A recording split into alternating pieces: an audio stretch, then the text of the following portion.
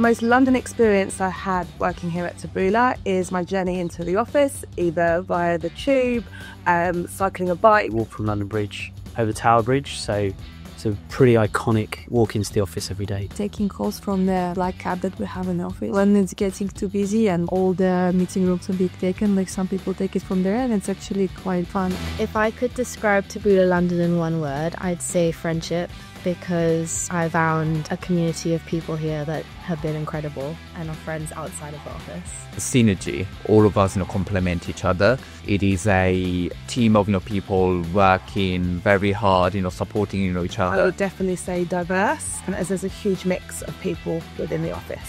My favourite part about working at Taboola London, probably the kitchen.